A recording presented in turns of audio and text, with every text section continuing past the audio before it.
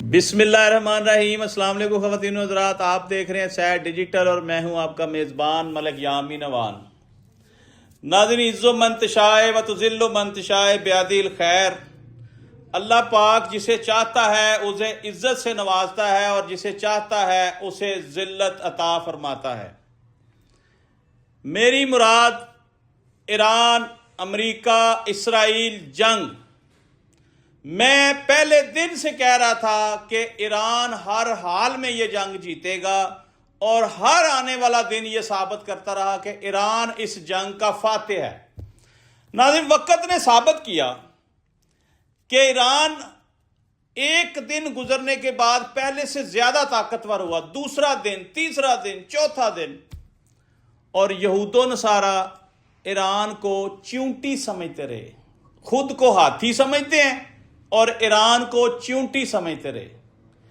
کبھی ایک ہفتے کی ڈیڈ لائن، کبھی 2 ہفتے کی ڈیڈ لائن، کبھی 5 دن کی ڈیڈ لائن، آخری ڈیڈ لائن دینا پڑی مجبور ہو کر ٹرمپ کو جب جنگ کو 1 مہینہ گزر گیا تھا۔ آخری 48 گھنٹے دے رہا ہوں، تہران خالی کر دو، تہران کی تہذیب صفحہ ہستی سے مٹا دوں گا۔ اتنا تکبر، اتنا غرور، میرے رب کو غرور پسند نہیں ہے، کیونکہ تکبر اور غرور صرف اللہ کی ذات کو سوٹ کرتا ہے۔ اللہ پاک فرماتے ہیں کہ تکبر اور غرور یہ صرف میں کر سکتا ہوں، یہ انسان نہیں کر سکتا، کیونکہ اللہ پاک نے انسان کو بنایا، کل کائنات بنائی، انسان کے لیے ایسے ایسے پھل، سبزیاں، مشروبات اللہ پاک نے ایک انسان بنا کر اس کے لیے اپنی کائنات میں بے شمار نعمتیں اس کو عطا کی، اور انسان کیا ہے؟ ناشکرا۔ انسان کا گلا کاٹنے پہ دن رات لگا ہوا ہے، صدیوں سے یہ کام جاری ہے، بالکل خبر نہیں ہے کہ سما 100 برس کا، پل کی خبر نہیں۔ کیا پلاننگیں کر رہے ہیں یہود و نصارہ، ازل سے ہم دیکھ رہے ہیں، قتل عام، سازش، لٹ مار، یہ کیا ہے؟ زندگی تو 4 دن کی زندگی ہے، کوئی اچھی گزار جاتا ہے، کوئی وقت سے پہلے ہی کوچ کر جاتا ہے۔ اس وقت یہود و نصارہ نے جو حشر عالم اسلام کا کیا، سب کا بدلہ ایران نے لیا۔ ایران نے پوری دنیا کے مسلمانوں پر احسان کیا۔ ایران، آج ہم تیرے مقروض ہیں، تو نے امت مسلمہ کا حق ادا کیا، اکیلا تنہا لڑا تو سب کے ساتھ، دنیا کی سب سے طاقتور ترین سپر پاور سے تو لڑا، ہم تیرے احسان مند ہیں، ہم تیرے مقروض ہیں۔ مسلمانوں کا بچہ بچہ تیرا تا حیات مقروض رہے گا جب تک دنیا ہے۔ ایران نے ثابت کر دیا کہ مسلمان ایمان کی طاقت سے لڑتا ہے، اور ہر دور میں مسلمانوں نے یہود و نصارہ کو نیچا دکھایا، یہود و نصارہ کو نیست و نابود کیا۔ آج آپ دیکھ لیں کہ رب کائنات نے چیونٹیوں سے ہاتھی مروا دیے۔ ٹرمپ کو 48 گھنٹے پورے ہونے سے پہلے اپنی عزت بچانی پڑی، اپنی عزت بچانا مشکل ہو گیا تھا۔ اگر یہ 48 گھنٹے گزر جاتے تو کیا ہوتا؟ سانپ کے منہ میں کوڑ کرلی والا صاحب ہے، یہ پنجابی کی مثال ہے، یہ یاد رکھیے گا کہ اب ٹرمپ کے منہ میں وہ مثال اٹیچ کر لیں کہ سانپ کے منہ میں کوڑ کرلی، نہ وہ نگل سکتا ہے نہ وہ تھوک سکتا ہے۔ اب آپ ذرا اندازہ لگائیں کہ بھائی صاحب کو بھاگنے کا راستہ نہیں ملا اور ایران نے تگنی کا ناچ نچا دیا۔ Well done Iran! مسلمانوں کو ایسے ہی کرنا چاہیے، یہود و نصارہ کے ساتھ ڈٹ کر کھڑا ہونا چاہیے، لڑنا چاہیے، ہار نہیں ماننی چاہیے۔ اتنی دھمکیاں دی ٹرمپ نے کہ میں آپ کو صفحہ ہستی سے مٹا دوں گا، ایٹم بم گرانے کی ہی یہ بات کر رہا تھا کہ اب میرے پاس کوئی اور راستہ نہیں بچا اپنی عزت بچانے کا، میں ایٹم بم گراتا ہوں تاکہ دنیا میں میرا ٹہکا ہو، میری بدماشی چمکے، لوگ مجھ سے ڈریں کہ میں سپر پاور ہوں۔ لیکن سب سے بڑی سپر پاور رب کائنات ہے، جو کل عالم کا رب ہے۔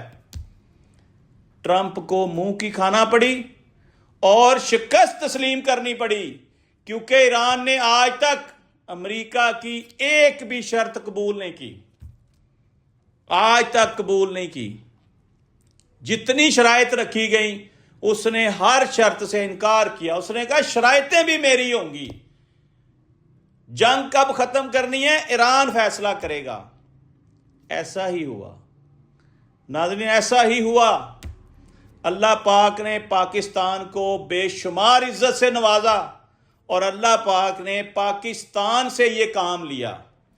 پاکستان کے سربراہان کا نام پوری دنیا میں گیا، ایک فیلڈ مارشل اور ایک وزیر اعظم پاکستان۔ پوری دنیا کو بتایا گیا کہ یہ وہ دو لوگ ہیں جو پاکستان کے کرتا دھرتا ہیں، یہ ایران اور امریکہ کی صلح کرانے میں کلیدی کردار ادا کر رہے ہیں، اور اس میں کوئی شک نہیں ہے، کوئی دوسری رائے نہیں ہے۔ پاکستان کے علاوہ پورے مشرق وسطی میں، پورے ایشیا میں کوئی ایسا ملک نہیں ہے جو اس ثالثی کا رول ادا کر سکے، کیونکہ امریکہ بہادر کی گارنٹی بھی کوئی نہیں دیتا نا۔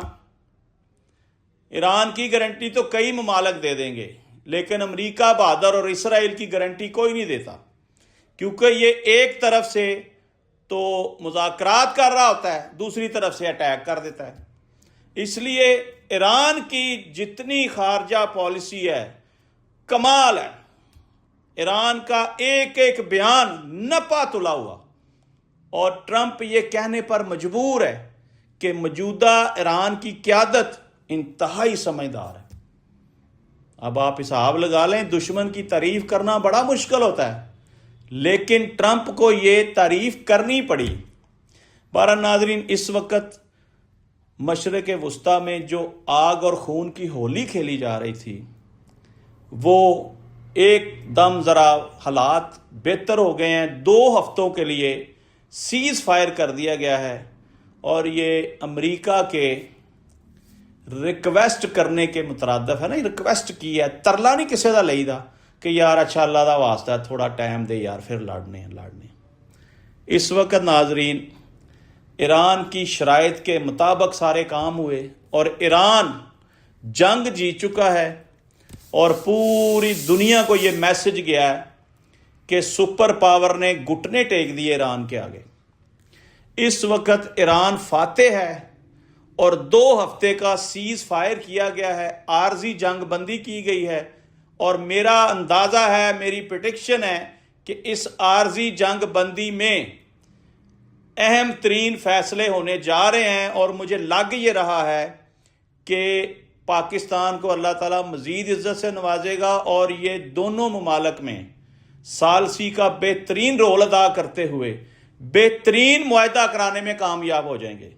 حالات اس طرف جا رہے ہیں کہ یہ جو ٹائم لیا گیا ہے نا 2 ہفتوں کا، اس میں تمام شرائطیں جو ہے وہ سامنے رکھ کر دونوں فریقین کے درمیان بے شمار ملاقاتیں ہوں گی، پھر جا کر کسی نتیجے پر یہ معاملہ پہنچے گا، اور اللہ کرے کہ 2 ہفتوں سے پہلے ہی معاملات افہام و تفہیم سے حل ہو جائیں، تاکہ خطے میں جو خون ریزی ہوئی ہے اس کا تدارک ہو سکے، اس کا ازالہ ہو سکے۔ اور آنے والے دنوں میں، بلکہ ایران تو یہ کہتا ہے کہ مجھے اس طرح کی گارنٹی چاہیے کہ آنے والے 100 سال 200 سال کبھی بھی امریکہ جرأت نہ کرے ایران کے اوپر حملہ کرنے کی۔ تو لگ تو یہ رہا ہے کہ معاملات خوش اسلوبی سے طے ہونے جا رہے ہیں، لیکن یہ بات ذہن میں رکھیے گا کہ ایران نے پوری دنیا کے مسلمانوں کا سر فخر سے بلند کر دیا ہے، اور یہ علی والے ہیں، یہ آپ نے بھولنا نہیں ہے۔ علی والوں کے ساتھ اللہ ہے، اور اللہ تعالیٰ ان کو گرنے نہیں دے گا، کیونکہ ایران کی 2000 سال سے زیادہ کی سٹوری ہے، ہسٹری ہے۔ یہ قدیمی ملک ہے، یہ کوئی 100 سال کے اندر نہیں بنا۔ دنیا میں میکسیمم ملک جو ہیں وہ 100 سال کے اندر اندر بنے ہیں، اور امریکہ کی بھی 200-300 سال کی ہسٹری ہے، 400 سال کی ہوگی، لیکن ایران کی 2-3 ہزار سال کی ہسٹری ہے۔ ذرا سوچئے، ہمارے نبی پاک صلی اللہ علیہ وآلہ وسلم کے دور میں بھی ایران تھا، چین تھا، یہ بغداد تھا، یعنی یہ پرانی تہذیبیں، پرانے ملک، پرانے ہی ناموں پر چل رہے ہیں۔ بہرحال ناظرین، آج تک کے لیے اتنا ہی، اس دعا کے ساتھ کہ اللہ تعالیٰ ملک پاکستان کی حفاظت فرمائے، ہر میدان میں پاکستان کو فتح ہو، اور پاکستان کی اس ثالثی میں پاکستان دونوں ممالک میں بہترین معاہدہ کرانے میں کامیاب ہو جائے، تاکہ ہماری عزت، وقار اور مقام مزید بلند ہو اور دنیا میں ہمارا نام ہو۔ اور میں نے پچھلے کئی پروگرامز میں کہا تھا کہ انشاءاللہ پاکستان اس پورے خطے میں سب سے بہترین پاورفل ملک ہے، اور یہ چدراہٹ کرے گا اس پورے ملک پہ۔ اب امریکیوں کو مشرق وسطیٰ چھوڑنا ہوگا، اب یہ ساری کمانڈ پاکستان سنبھالے گا انشاءاللہ۔ پاکستان زندہ باد۔